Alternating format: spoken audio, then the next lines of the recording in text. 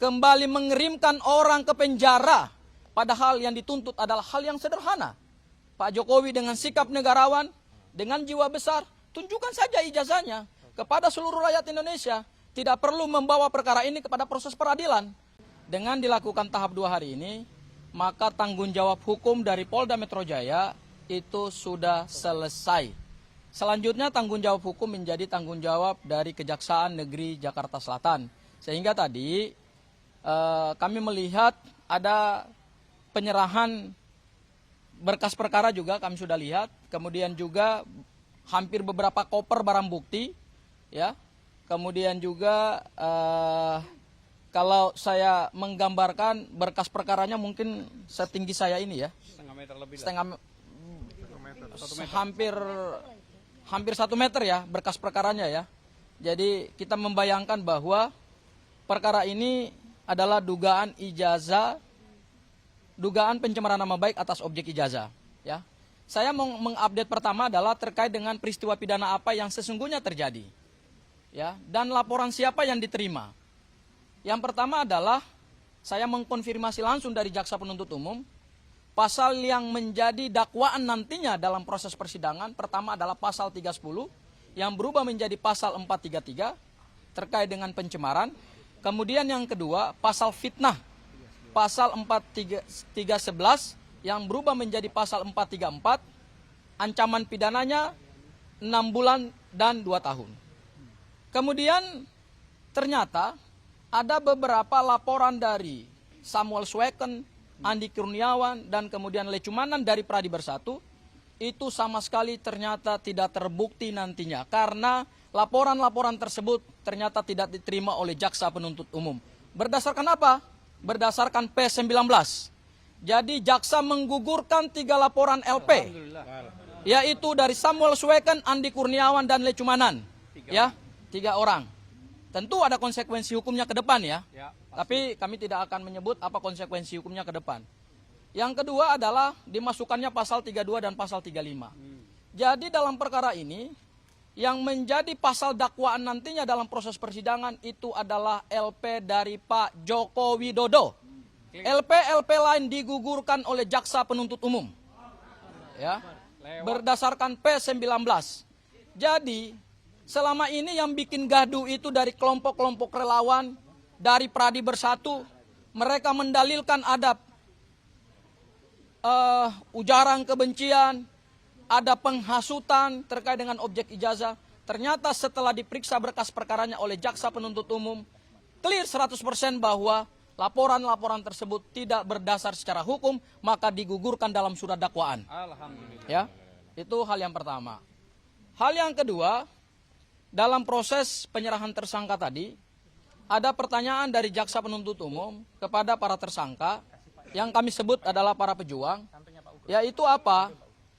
Pertanyaan terkait dengan tawaran untuk dilakukan restoratif justice atau berdamai dengan pelapor Pak Joko Widodo. Kemudian juga ada tawaran juga untuk plea bergening atau pengakuan bersalah dari kedua tersangka. Alhamdulillah tadi kepada seluruh rakyat Indonesia yang selama ini menunggu kepastian terkait dengan polemik ijazah mantan Presiden Republik Indonesia, Mas Roy dan Bu Tifa secara tegas di hadapan jaksa penuntut umum menyatakan tidak akan berdamai dengan Pak Joko Widodo. Artinya menolak? Menolak. Mas Roy dan Bu Tifa merasa tidak pernah bersalah dalam peristiwa pidana ini karena yang mereka lakukan adalah meneliti objek ijazah yang diragukan, yang selama bertahun-tahun menjadi polemik. Tidak pernah ada kepastian hukum, tidak pernah ada putusan pengadilan yang menyatakan ijazah ini asli. Tetapi lagi-lagi harus ada 2 warga negara yang dikirim ke penjara setelah Bambang Tri dan Gus Nur. Jadi ijazah ini, rekan-rekan media, seluruh rakyat Indonesia kembali menelan korban, kembali mengirimkan orang ke penjara, padahal yang dituntut adalah hal yang sederhana. Pak Jokowi dengan sikap negarawan, dengan jiwa besar, tunjukkan saja ijazahnya kepada seluruh rakyat Indonesia. Tidak perlu membawa perkara ini kepada proses peradilan. Karena dengan membawa ini kepada proses peradilan, maka ada niat dari Pak Joko Widodo untuk memenjarakan warga negaranya dengan sikap yang tidak negarawan. Ya, jadi itu Bang Aka.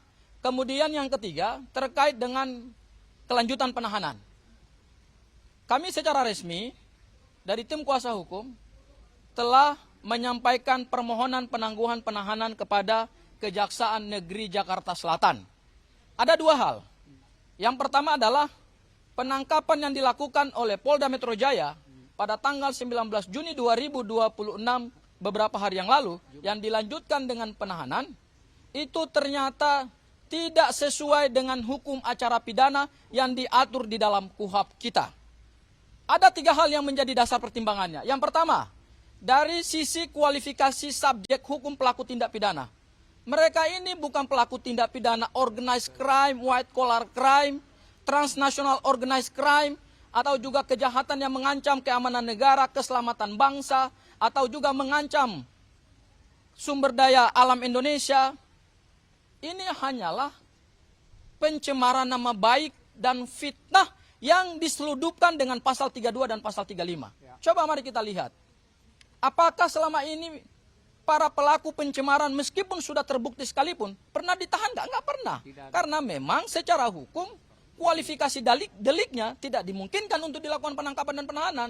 Contoh yang paling sederhana, Rasman Arif Nasution. Tidak ditahan. Putusannya sudah inkrah, tinggal menunggu eksekusi. Sylvester Matutina, dakwaannya sama, pasal 310, 311, pencemaran nama baik dan fitnah. Juga tidak dilakukan penangkapan dan penahanan. Bahkan putusannya sudah inkrah van Hawisde sekalipun, tidak dilakukan eksekusi oleh pihak Kejaksaan Negeri Jakarta Selatan. Hal yang kedua, dari sisi urgensi hukum. Tidak ada kepentingan hukum yang mendesak untuk melakukan penangkapan dan penahanan kepada para tersangka. Karena tidak ada kekhawatiran melarikan diri. Mereka kooperatif selama ini. Tidak ada kekhawatiran menghilangkan barang bukti. Karena barang bukti yang ada hari ini adalah barang bukti yang disita oleh Polda Metro Jaya berkoper-koper. Tidak ada satupun barang bukti yang disita dari para tersangka. Kemudian kekhawatiran mengulangi tindak pidana. Tindak pidana mana yang diulangi? Apakah setelah melakukan pencemaran nama baik, kemudian melakukan penganiayaan misalnya? Apakah kemudian melakukan tindak pidana yang diancam dengan pasal lain? Jadi semua yang menjadi dasar dari penangkapan dan penahanan ini sejujurnya itu sangat tidak sesuai dengan hukum acara pidana. Kemudian yang terakhir adalah dari sisi dasar penahanan dan penangkapan. Penangkapan ini dilakukan sebenarnya sudah di luar kewenangan penyidik Polda Metro Jaya karena penyidikan itu telah dinyatakan selesai. Pada tanggal berapa? Tanggal 30 April 2026. Pada saat tadi kami melihat P21, ternyata berkas perkara ini sudah dinyatakan lengkap sejak tanggal 30 April 2026. Maka sejak tanggal 30 April 2026 tersebut, kewenangan penyidik Polda Metro Jaya sebetulnya untuk menuntaskan penyidikan itu sudah selesai. Buat apa lagi menangkap dan menahan orang? Karena penyidikannya sudah dianggap selesai. Ya, jadi kami melihat bahwa atas dasar tersebut kami meminta kepada Kejaksaan Negeri Jakarta Selatan melalui permohonan resmi yang disampaikan oleh istri Mas Roy, kemudian anak dari Dr. Tifa, didukung dengan jaminan tambahan dari tokoh-tokoh bangsa, maka kami memohon bahwa terhadap penahanan lanjutan tidak bisa lagi dilakukan. Dan alasan yang kedua tentu adalah pada alasan kesehatan. Ya, kami tadi sudah berkonsultasi dengan penuntut umum, dan juga ditanyakan penuntut umum kepada tersangka, apakah tersangka dalam keadaan yang baik untuk kami melanjutkan penahanan. Tersangka menyampaikan bahwa baru saja tadi pagi, sekitar jam 7 pagi, baru keluar dari rumah sakit Polri Bayangkara. Jadi perawatan inaf yang dijalani oleh kedua tersangka ini adalah resmi yang dimohonkan oleh penyidik Polda Metro Jaya. Jadi tidak ada satu rekayasa, tidak ada satu upaya untuk merekayasa status kesehatan atau kondisi kesehatan para tersangka. Tetapi ini adalah permintaan resmi dari penyidik Polda Metro Jaya mengirimkan dua tersangka ini untuk dirawat inap selama kurang lebih 2 hari ya. 2 hari. Dan kemudian setelah tadi pagi mereka keluar, keadaan kesehatannya juga ternyata belum stabil. Oleh karena itu, mudah-mudahan kami sedang menunggu putusan terakhir. Ya, jadi proses penyerahan tersangkanya sudah selesai, penyerahan barang buktinya juga sudah selesai, tahap terakhir adalah kami menunggu putusan dari kejaksaan, apakah penahanan lanjutan dilakukan atau tidak. Tapi mudah-mudahan kami minta dukungan doa dari seluruh rakyat Indonesia. Semoga dua pejuang ini yang angka mengungkap kebenaran atas polemik ijazah mantan Presiden Republik Indonesia, mudah-mudahan bisa dikabulkan. Barangkali itu dari saya, Bang Aka. Kalau ada yang mau ditambahkan, silakan. Selanjutnya kami mohon nasihat dari senior kami, Bapak Komjen Pol Purnawirawan Ugroseno, yang juga terlibat aktif sejak semalam hadir di Rumah Sakit Kramat Jati, bahkan ikut pula pagi di Polda, di tahanan titipan Polda Metro Jaya, dan hari ini sampai hari ini bersama kita. Silakan Pak Ugro, maju Pak, ke depan Pak. Maju. Oke. Mana terimanya? Biar mereka yang pegang. Nah, Jadi terima kasih. Saya tadi tidak akan menambahkan apa yang disampaikan sama rekan saya, Bang Gafur. Ya. Jadi ini untuk ke depan nanti, ya kan. Kalau perkara tadi sudah dinyatakan P21, ya, sebetulnya tinggal dilimpahkan kepada kejaksaan, pelimpahan tahap 2, ya kan. Nah, saya sampaikan karena ini sifatnya edukasi. Semua perkara yang sudah P21 yang akan dilimpahkan itu tidak ada aturan penahanan yang didasarkan pada P21 sesuai dengan KUHP yang baru kita, yaitu pasal 100 ayat 5. Ya, atau angka 5 di situ bisa dibaca, ya.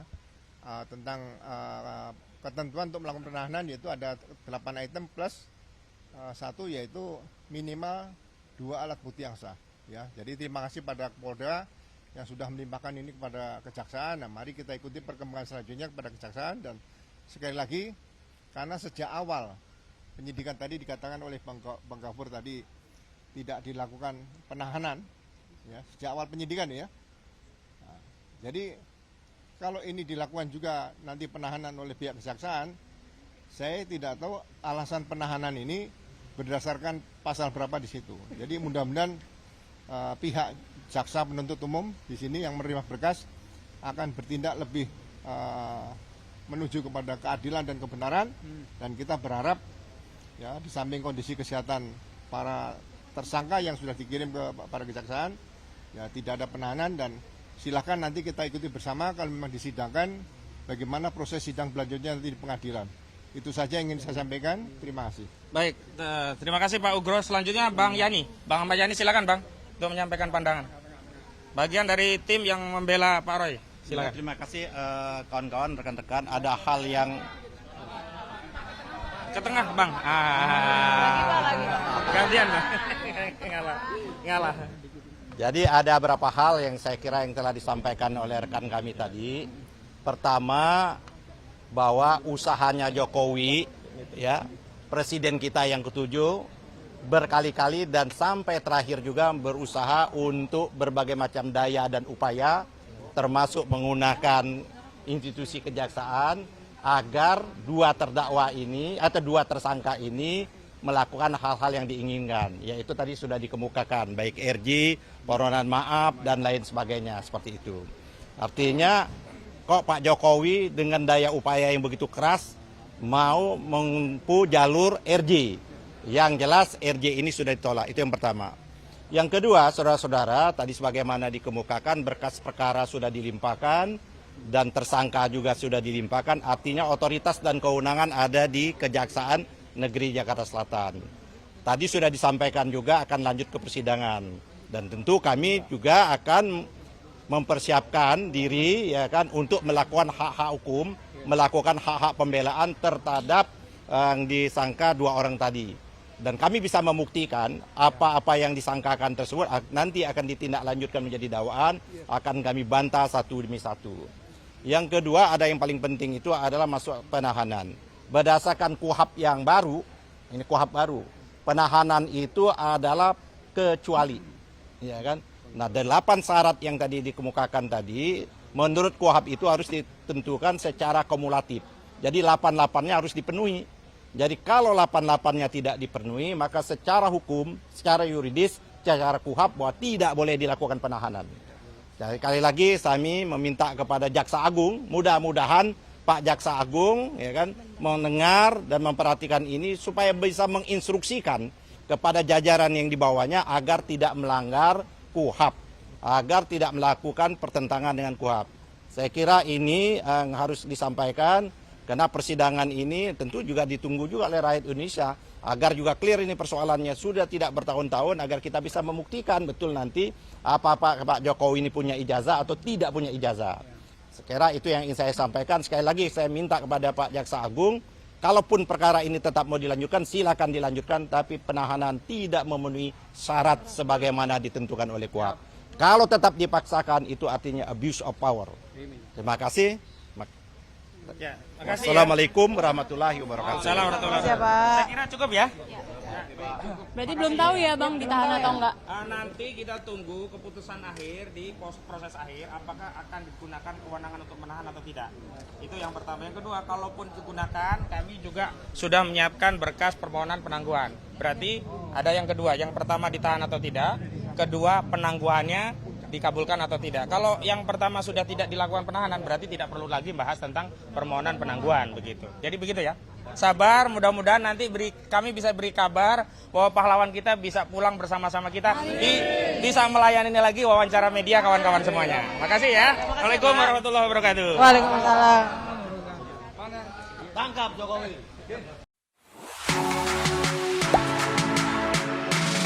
Gak sempet baca? Dengerin aja, klik icon text to speech di okezone.com.